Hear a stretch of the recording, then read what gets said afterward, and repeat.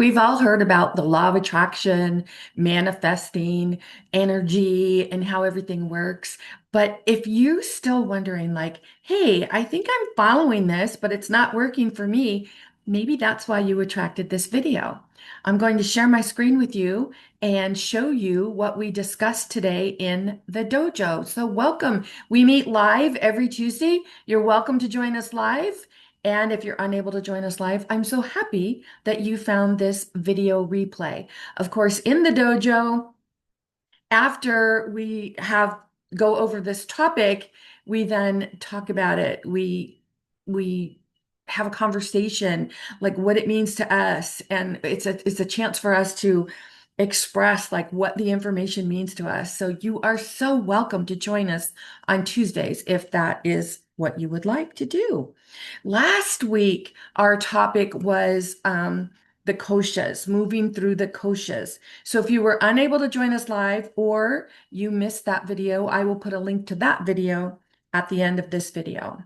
But today we're going to be talking about life is an energy game, seeing through the illusion of effort. What does that mean? The illusion of effort. Well, all thoughts, emotions, and physical matter are forms of energy. It's like the magic inside of us, if you want to think of it that way, that magic, our superpower. We all have it. We all have the ability to work with energy and manipulate it to create form the way we desire. So that's what manifesting is. You think about something, you put your energy towards it, and you create form. That's why people do vision boards and go to all these classes. What they're doing is they're manipulating the energy and they're maybe learning if they haven't learned it before or being reminded of how to use their energy. And we can attract or manifest from an infinite field of awareness because that's what everything is. It's this infinite field of awareness. At any given moment, your energy is created both from duality and non-duality. In duality, intelligence operates through the mind. It divides, analyzes, compares, and measures. It can see patterns, make judgments, and solve problems. Yet it does all of this from the sense of separation. The mind's intelligence, while extraordinary, functions as though it's a separate being, that it's separate from life itself.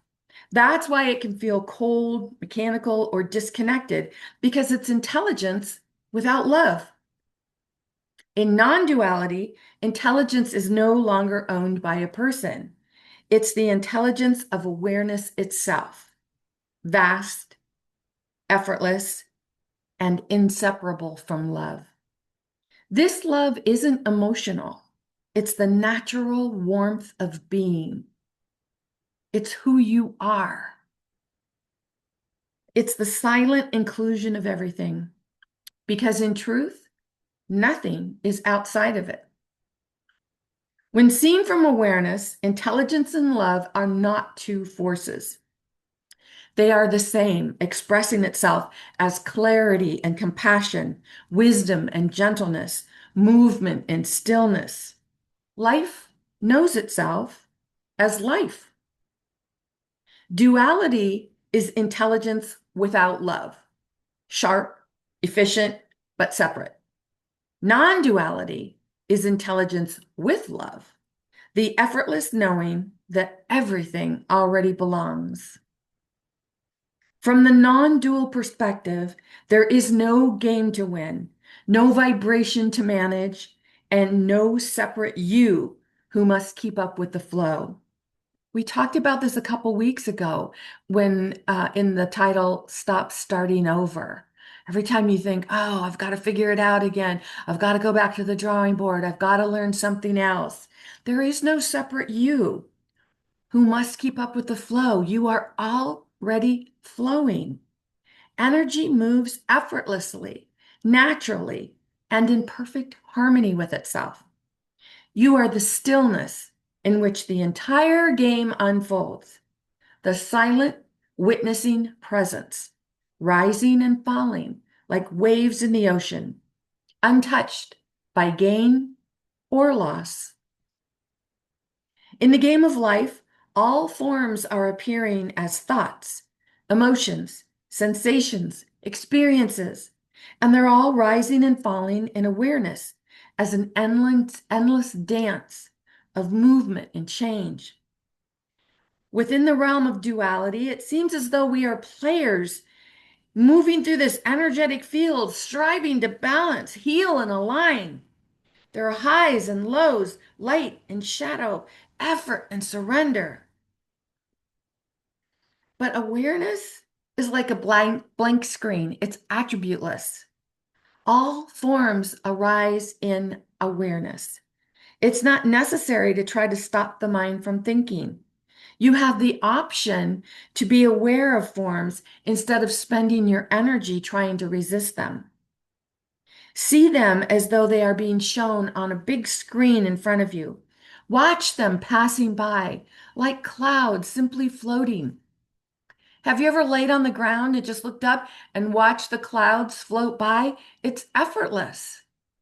If you could practice and prioritize doing that with all of your emotions, thoughts, feelings, experiences, just see them simply as a form passing by like a cloud. Your life would be so much more effortless. See them as though they are being shown on a large screen. Watch them as forms passing by, like clouds in the sky. When the attention shifts from movement to awareness in which the forms appear, something profound becomes clear. The energy is not separate from awareness. It's the subtle, attributeless awareness expressing itself in form. Seeing this, life doesn't stop moving, but the struggle ends. The waves continue to rise and fall, yet there's a quiet knowing that you are the ocean itself, unchanging, vast, free. When this lightness of being is recognized, life plays out as it always has, but without the weight of effort.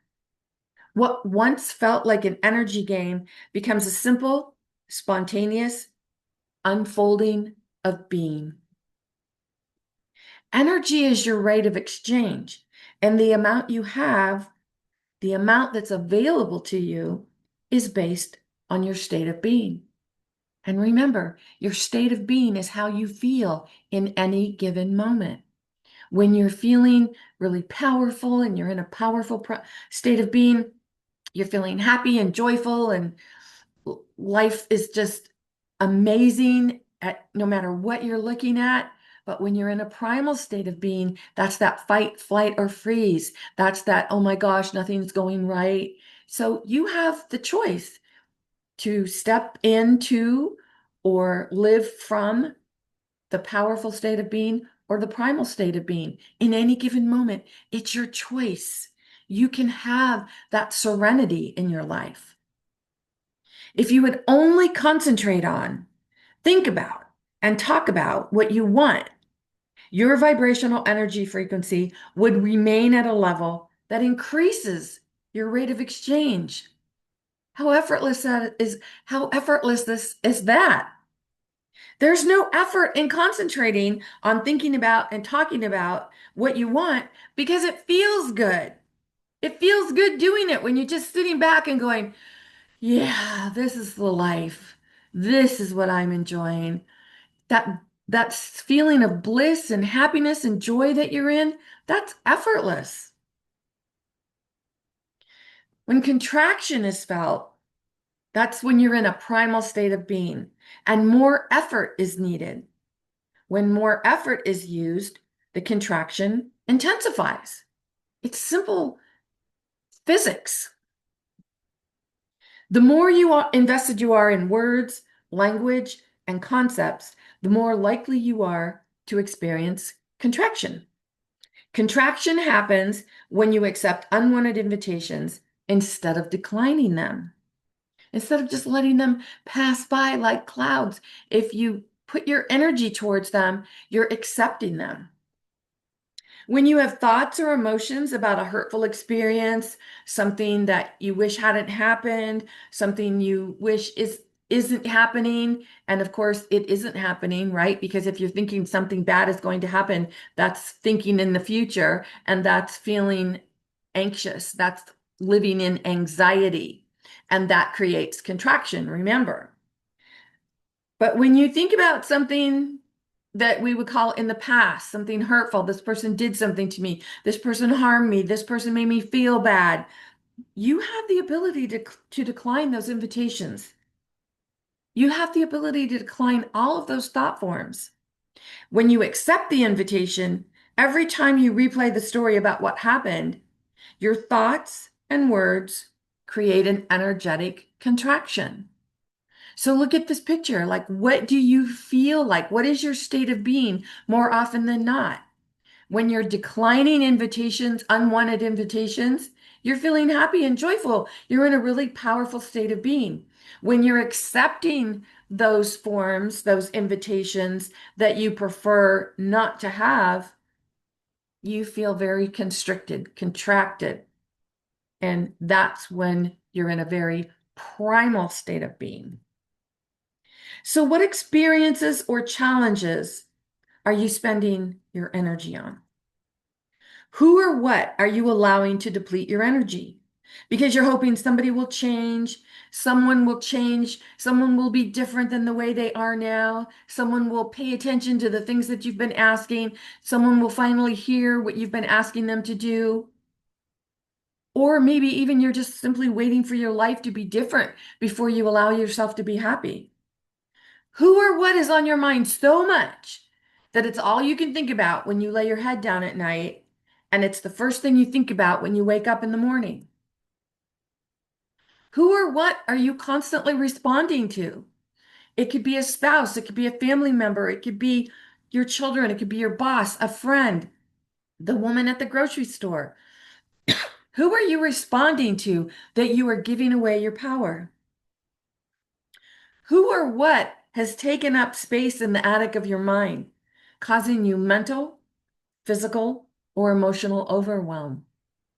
Remember, when we have those thoughts that we don't want to think about and we're constantly shoving them up in the attic of our mind, like, I don't want to think about that right now, and you're resisting, it's like you just keep creating more boxes of things you don't even want to look at, and they're being stuck in the attic of your mind.